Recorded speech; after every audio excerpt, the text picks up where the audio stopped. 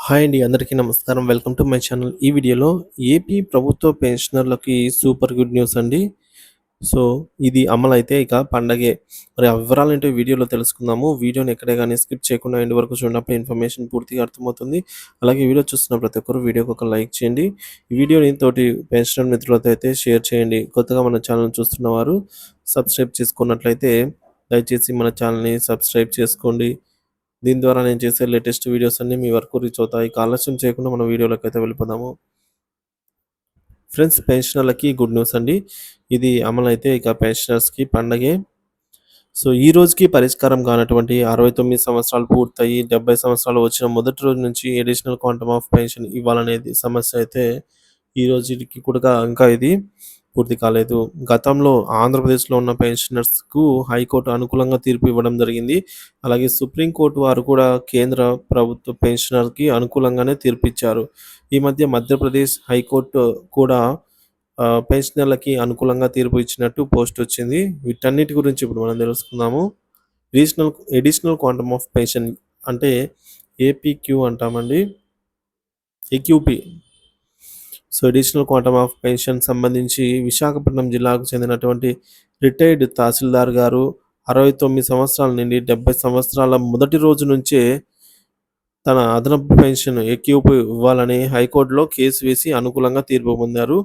ఈ తీర్పు వారికి మాత్రమే అమలైంది. ఈ తీర్పును మిగతా అర్హత గల పెన్షనర్లకు అమలు చేయడంలో రాష్ట్ర పెన్షనర్ల సంఘాలు ఫాలో అప్ చేయలేదు కదా! కోర్టుకు వెళ్ళడానికి సిద్ధపడలేదు. సో, ఈ కారణం చేత అర్హత గల పెన్షనర్లు రాష్ట్ర వ్యాప్తంగా సంవత్సరం పెన్షన్‌ను కోల్పోతూ ఉన్నారు.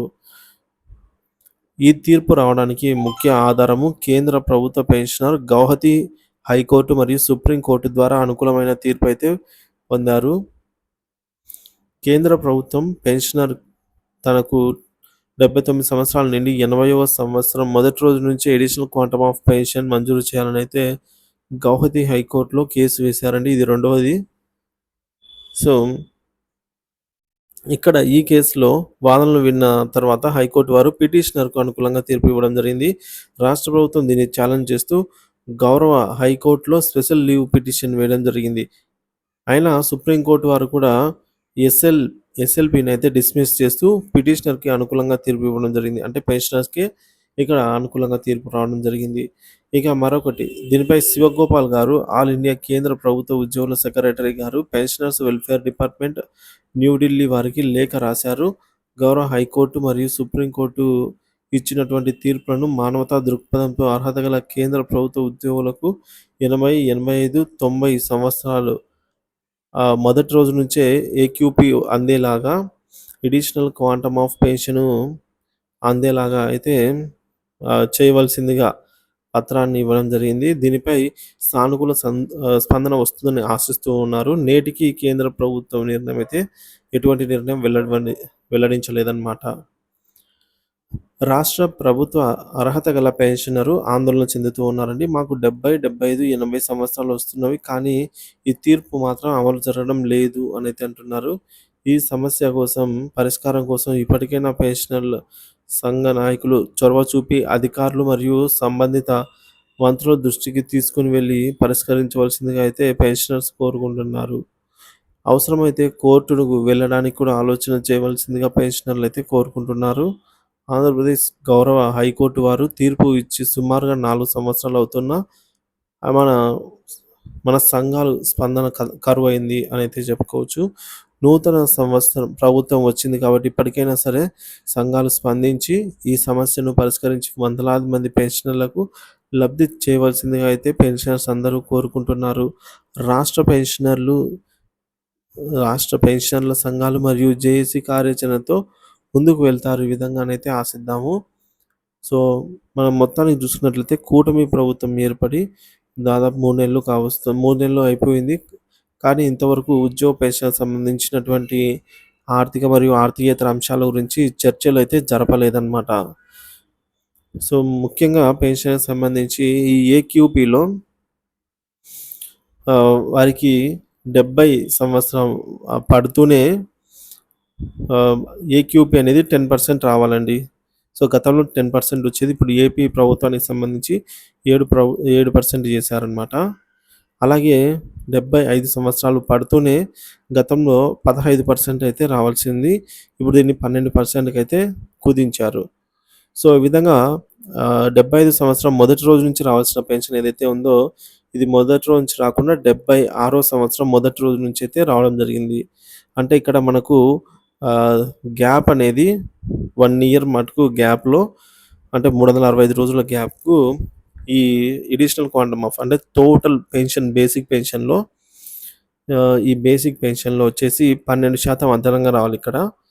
కానీ ఒక సంవత్సరం పాటు బేసిక్ పెన్షన్‌లో 12% కోల్పోతున్నారు. అంటే ఒక నెలకు 12% అనుకున్నట్లయితే ఇంటూ 12 నెలలు.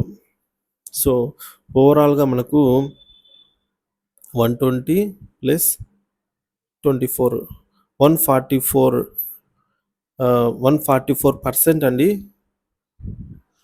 అంటే ఇది మనకు ఒక పెన్షను, మళ్ళా ఒక పెన్షన్‌లో 1.5 పెన్షన్ అండి.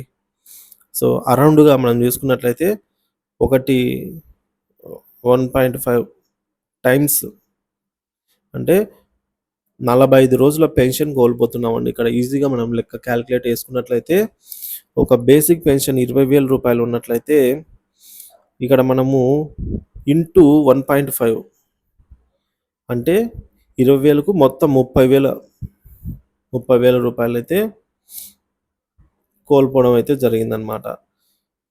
సో, దీన్ని ఈ 30,000 భర్తీ ఎవరు చేయరు కాబట్టి, ఈ విధంగా గౌరవ కోర్టులు గూడా మనకైతే ఇక్కడ తీర్పులైతే ఇచ్చాయండి.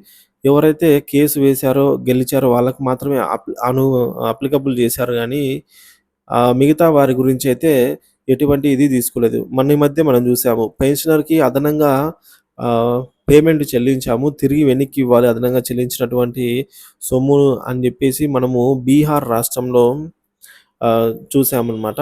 సో, అక్కడ కోర్ట్ ఏం జెప్పిందంటే, పెన్షనర్స్ సంబంధించి మీరు కాలిక్యులేషన్‌లో తప్పులు చేసుకొని ఎక్కువ ఇచ్చినారంటే అది సంబంధం లేదు. పెన్షనర్స్ నుంచి ఒక్క రూపాయి గూడా వెనక్కి రాబట్టాలి అని చూడకూడదు. అది చట్టరీత్యా నేరం అవుతుంది. అది ఏ ప్రభుత్వమైనా సరే ఇచ్చిన సొమ్మును ఎనిక్కి అడిగే హక్కు లేదు అని జెప్పేసి ఖరాఖండిగా జెప్పేసింది. ఈ విధంగా పెన్షనర్స్ ఎవరైతే కేసు వేసి ఉన్నారో వారందరికీ గూడా సానుకూలంగానే తీర్పులైతే రావడం జరిగింది. కానీ మిగతా వాళ్ళకి అందరికీ ఆ ద్రోవలో అంటే అదే కేటగిరీకి చెందిన మిగతా వాళ్ళకి అప్లికబుల్ చేయడంలో ఉద్యోగ సంఘాలు సారీ ఫ్రెండ్స్ పెన్షన్ సంఘాలు. సో, ఈ పెన్షన్‌ల సంఘాలు, సంఘ నాయకులు అయితే విఫలమవుతున్నారనైతే చెప్పొచ్చు. వీరు అదే విధంగా లేఖనైతే సుప్రీం కోర్టుకు పంపడం జరిగింది. కానీ దాని గురించి ఇంకా సానుకూలంగా స్పందన వస్తుందనేది ఆశిస్తున్నారు. త్వరలో సుప్రీం కోర్టే సుమోటోగా తీసుకొని ఈ ఏక్యూపీయూ సమస్యనైతే తీర్చిందంటే ఉద్యోగులకు ఇక పండగే అని చెప్పొచ్చు.